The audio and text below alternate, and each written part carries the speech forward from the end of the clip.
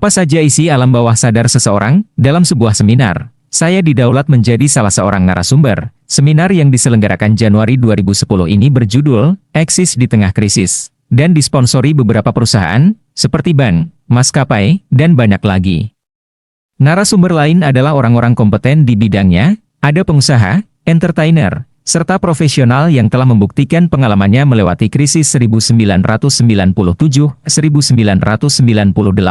Memang, saat itu semua negara jatuh dalam krisis resesi, negara ASEAN mengalami devaluasi, bahkan rupiah terdevaluasi hingga 500% dari Rp2, 500 USD hingga Rp12, 500 USD hingga krisis 2009 yang diawali krisis mortgage loan perumahan di Amerika yang merubunkan Lehman Brothers dan AIG yang berpengaruh ke seluruh dunia.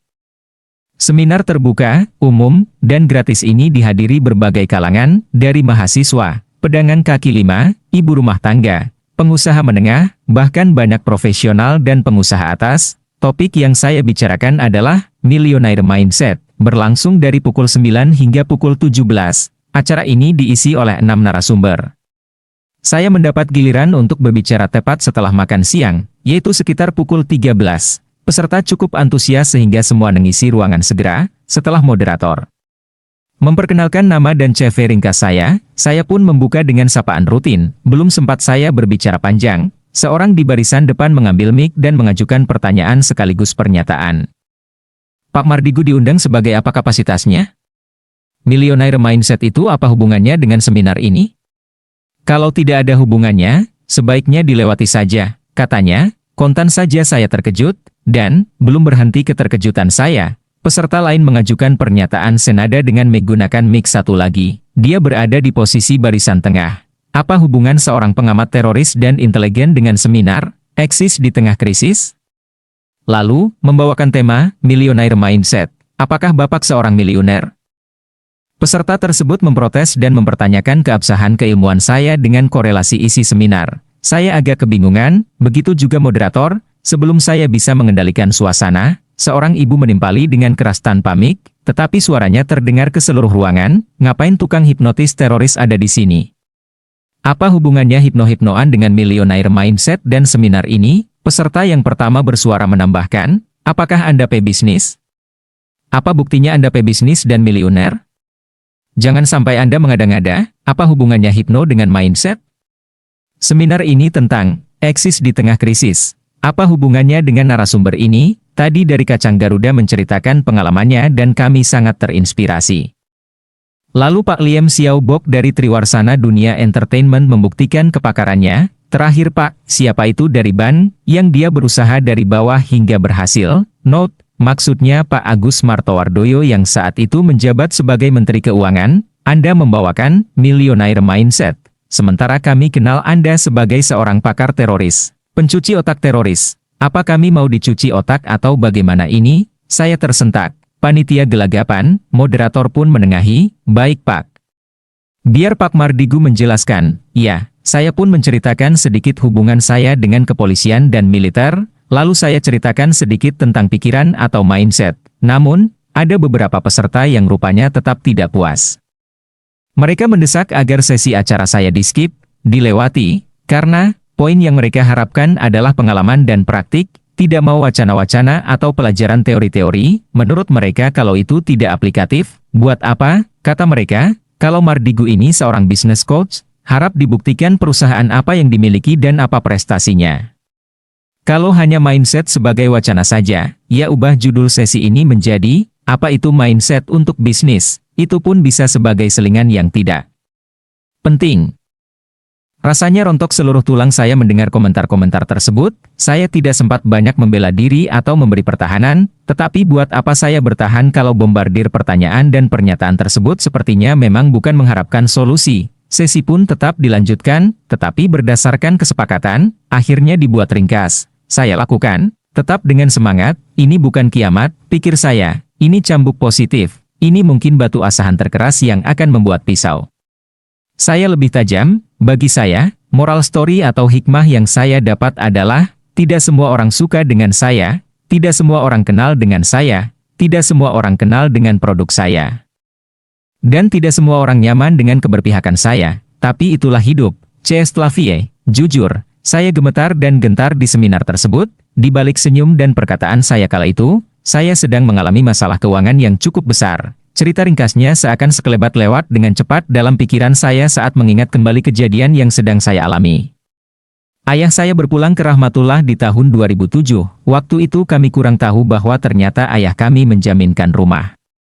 Satu-satu ria tempat ia tinggal ke Ban untuk sebuah proyek. Proyek ini dia lakukan berdua dengan mitra dagangnya, seseorang berwarga kenegaraan Singapura, namanya Julian Yeo, dan yang mengagetkan adalah mitranya itu kabur tak bertanggung jawab, membawa uang investasi tersebut. Awalnya kami tidak terlalu tahu, tetapi ketika petugas Ban bolak-balik ke rumah menanyakan kewajiban cicilan yang sudah 9 bulan tidak dibayar, saya sangat terkejut. Saya pun menghadap kepada bank tersebut dan mereka membuka informasi semuanya. Saya sangat kaget karena kalau dinilai secara keuangan pada saat itu, ibu saya yang tinggal di rumah itu tidak memiliki harta apapun, nol, bunga plus pinjamannya senilai rumah. Mengetahui kondisi tersebut, tentu saja saya tidak mungkin menceritakan hal itu kepada ibu. Belum setahun kehilangan pasangan hidupnya selama 42 tahun, ibu saya akan kehilangan harta satu-satunya, rumah tinggalnya, pasti dia tidak siap, dan saya merasa itu tidak benar karena dia tidak berhak untuk menderita atas perbuatan yang tidak dia perbuat. Akhirnya informasi ini saya simpan, biar saya yang tanggung. Pilihan saya yang pertama adalah mencari Julian untuk meminta pertanggungjawabannya, namun, orang ini hilang di telan bumi. Langkah berikutnya adalah negosiasi dengan Ban Gan. Mengambil alih tanggung jawab tersebut, pokoknya, saya harus berusaha keras agar rumah jangan sampai dilelang atau disita Ban. Dengan 1000 cara, saya merayu dan meyakinkan Ban untuk mendapat haircut dari bunga tersebut.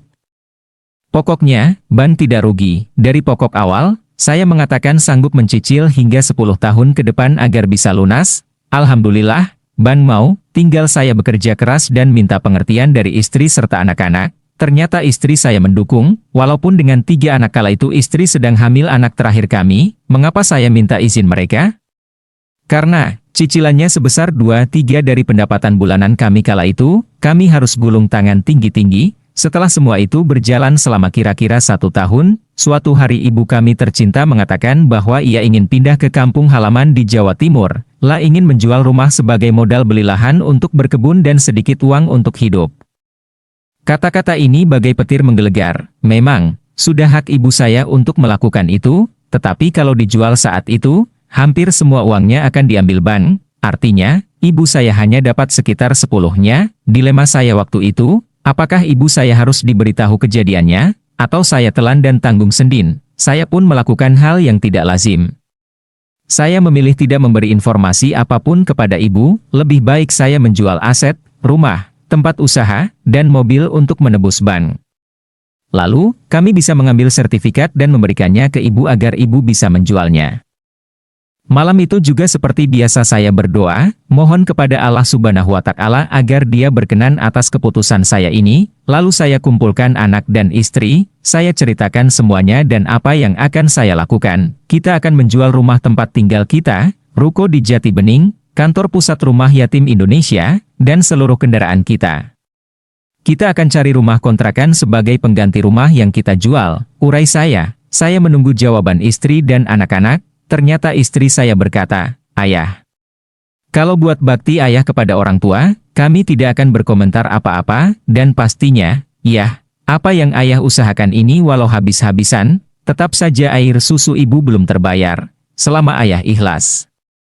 Aku setuju ya, anak-anak saya juga setuju, boleh ya, jual saja demi eyang, perjuangan ayah pasti berat, kami percaya, kok. Saya menunduk meneteskan air mata. Kemudian saya pun mengangguk, terima kasih, Bunda, terima kasih, anak-anakku, ayah janji akan membuktikan kepada kalian, ayah kalian ini terbuat dari apa. Akhirnya kami pun menjual rumah, ruko, dan 4 mobil. Semua kami lakukan segera agar bisa langsung menebus rumah ke Ban. Dalam 1 minggu, sertifikat asli sudah di tangan.